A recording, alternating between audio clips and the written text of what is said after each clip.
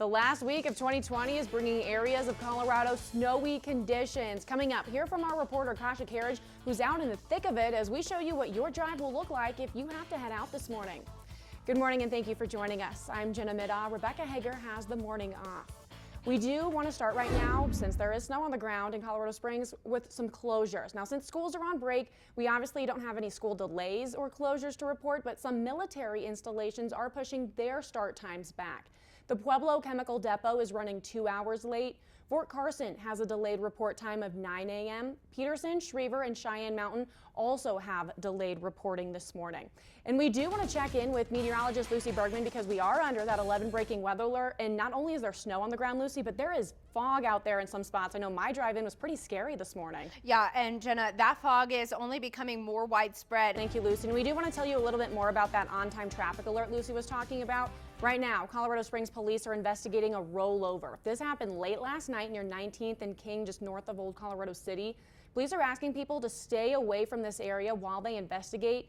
We are still working to learn more about whether anyone was hurt in this crash. We will update you as we get more information. All right, and we are staying on top of this 11 breaking weather alert. We want to get you out on the road so you know what to expect if you have to head out this morning. Our 11 News reporter, Kasha Carriage, is live in the passenger seat. Kasha, how do things look where you are right now? Thank you, Kasha. You stay safe out there. Right now, Colorado Springs police are on accident alert. That means if you get in a crash and drugs and alcohol are not involved and no one was hurt, drivers can just exchange information and move on. Police are also asking all of us to hold off on calling police for non-emergency issues until CSPD returns to their normal operations. Developing now, some older patients in Colorado are getting the COVID-19 vaccine. It's a small pilot program that UC Health just started over the weekend for people 75 and older. The health system says the program will help it expand vaccinations in the future and see what changes need to be made for patients. If you qualify for the vaccine, you must make an appointment. UC Health will then send you a message when a vaccine becomes available. The health system is asking everyone to be patient and watch for that message. UC Health says it is still giving vaccines to first responders and healthcare workers. Looking ahead, there may be more COVID vaccine doses out there than have originally been reported. The FDA says healthcare providers can squeeze up to 40% more doses from the existing supply. That guidance comes after some providers noticed vials meant to hold 5 doses of the Pfizer vaccine often contained enough for 6 and in some cases 7 doses. The FDA has given the green light to administer those extra doses so long as they don't use more than 1 vial to create a new shot. The agency also clarified Pfizer's vaccine should not be given to anyone with a history of severe allergic reactions. Because several people have had adverse reactions, vaccination sites must have medicine available on site to manage them. Happening now, Walgreens is giving vaccines to staff and residents at local nursing homes and assisted living facilities. The company started giving out Pfizer's COVID-19 vaccine here in Colorado. Walgreens says it's expanding vaccinations to nearly 3 million people and staff at 35,000 long-term facilities across the country. The company says it's changing its vaccination plans as states finalize their own plans. U.S. troops stationed in South Korea received the first doses of the vaccine administered there. This happened yesterday as health officials in Seoul reported a daily record of 40 deaths as cases there surge. South Korea is one of 4 overseas locations in the Department of Defense's initial phase distribution plan. Happening now, there is considerable avalanche danger in Colorado's mountains. Quite a bit of the high country is under a watch. The National Weather Service issued the first widespread watch of the season after 4 deaths in under 2 weeks. Right now, we are expecting multiple inches of new snow on top of weak snowpack in the mountains. The watch started yesterday morning and is expected to end by 8 this morning. Looking ahead, a top UK immunologist is warning that the coronavirus outbreak is an incredibly dangerous phase and called for the vaccination program to be ramped up, urging people to get the shot once they're allowed. The immunologist says healthcare workers were expecting a tough winter, but were not prepared for the impact the variant has had in the UK. I think it's an incredibly serious. He also says he is certain that anyone who gets the vaccine will have a high level of antibodies. Health officials say it's normal for viruses to mutate into new strains over time. Coming up, what experts say needs to happen, though, for the coronavirus to be completely eradicated. Also, a Republican congressman is suing Vice President Mike Pence in an effort to challenge the election. What the suit alleges. And let's take a live look outside. It is 5:08. Those roads are still snow-packed, and we are seeing some fog. We'll have another check of your weather and traffic coming up after the break. Please go slow, Jenna. Yeah, I know my drive-in was super foggy, so could barely see past the front of my car. So definitely want to be careful as you head out there this morning. Thank you, Lucy. And we are staying on top of this 11 breaking weather alert. Let's get you outside so you can see exactly what you'll be up against as you get your day started. 11 News reporter Kasha Carriage is live outside the car for us right now. And Kasha, where are you at and how are things looking? Jenna, I'm going to send it back to you now in the newsroom. All right, get back in that car, Kasha, and warm up. Thank you. According to the World Health Organization, it's normal for viruses to mutate into new strains like what's happening with the coronavirus right now. The WHO believes more mutated viruses will be discovered in the future, and the world's top health officials say the coronavirus could live in our communities for years to come. A decision then. The mutant strain has been identified in the UK, South Africa, Japan, Canada, and South Korea. Looking ahead now, there are 3 Defense Department briefings set for President-elect Joe Biden's transition team this week. That comes hours after Biden said in a speech that President Trump's administration is creating roadblocks for him and his advisors. This is all according to NPR. Biden says a lack of information on military issues for his transition team could pose a threat to national security. Right now, according to NPR, the defense secretary says he has already conducted dozens of interviews and provided thousands of pages of documents to Biden's transition team. We told you yesterday morning how President Trump signed a coronavirus relief and government funding bill, but unemployment payments for millions of Americans are not yet on their way. Checks will likely be delayed because the president allowed those programs to expire before he signed the bill. Retired Army Lieutenant Colonel Alexander Vindman says it was a privilege to testify at President Trump's impeachment hearing despite the cost. He told lawmakers it was inappropriate for the president to urge Ukraine to investigate then presidential candidate Joe Biden. After that, the president fired Vindman, removing him as the National Security Council's top Ukraine expert. President Trump also ousted Vindman's twin brother from his government job. Developing now, a Republican congressman is suing Vice President Mike Pence in an effort to challenge President-elect Joe Biden's victory. The suit argues the Electoral Count Act is unconstitutional. That act makes Congress count electoral votes on January 6th and gives the vice president a largely ceremonial role in the process. Texas Representative Louis Gohmert says Pence should be able to ignore certified vote totals from 5 states and count electoral votes as he sees fit. Looking ahead, by January 15th, U.S. troop levels are expected to be reduced to 2,500 each in Iraq and Afghanistan after nearly 2 decades of war in both countries. According to Military Times, though defense officials initially refused to comment on details of the drawdown, lawmakers have since shared that the plan is to reduce the train, advise, assist mission of local forces and focus on counterterrorism operations, notably against Islamic State affiliates in both Iraq and Afghanistan. The FAA says it's changing the way airplanes are certified. Coming up, what these new reforms entail and what alarms were raised to make these changes. Plus, with just 2 days left in 2020, people are scrambling to get things done. What you might want to check off your list before the end of the year. Welcome back to 11 News This Morning. Your time is 5:22. We're taking a live look over the Motor City curb. Kind of hard to tell, but there is snow on the interstate right there, and in some spots it's very foggy. Visibility isn't too bad in this shot, but we will get another check with Lucy Bergman coming up in just a little bit. The FAA says small drones will be allowed to fly over people and at night in the United States. This is a significant step toward the widespread need of commercial deliveries. According to Reuters, this comes as big retail giants like Amazon and Walmart have received federal approval to begin testing commercial deliveries through drone fleets. In September, Walmart said it would run a pilot project for delivery of grocery and household products through automated drones, but acknowledged it will be some time before we see millions of packages delivered via drone. Developing now, the FAA says it will reform how it certifies new airplanes in line with legislation passed by Congress. This comes after 2 deadly Boeing 737 MAX crashes killed 346 people.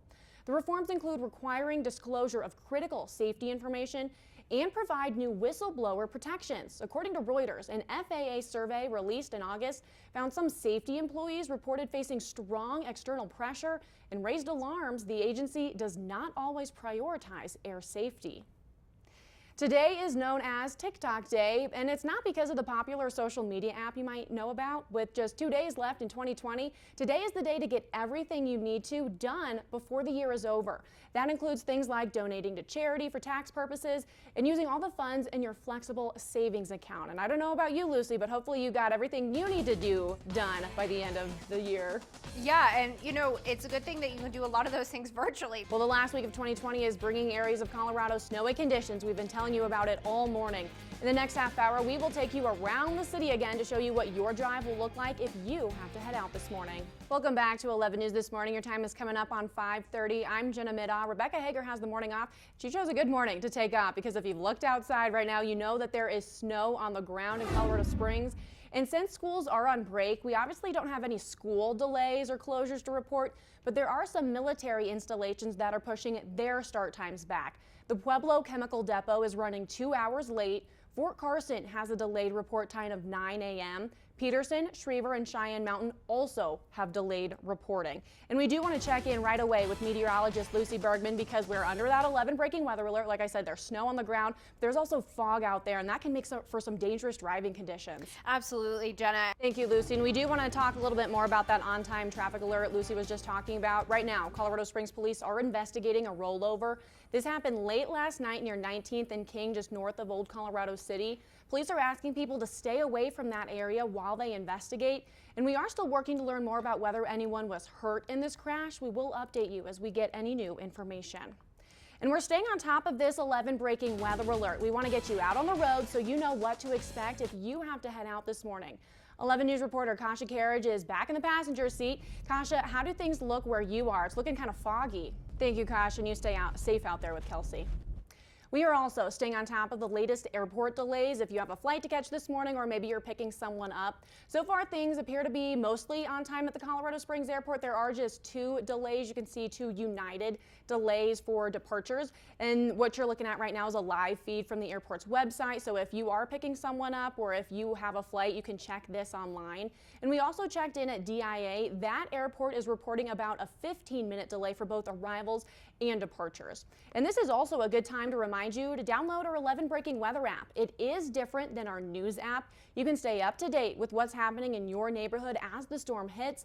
And in the app, you can see radar and track the storm as it's actually happening as well. We have an update to an 11 breaking news alert we've been following since last night. This morning, we've learned the El Paso County Sheriff's Office has taken a man into custody. Deputies say 37-year-old Charles Dowling had barricaded himself inside a home in Falcon. Last night, deputies told people who live near Highway 24 and Woodman Road to stay inside their homes and avoid doors and windows. Around 1 this morning is when we learned more about the situation. And right now we are working to get more details about why Dowling was barricaded and what charges that man might be facing.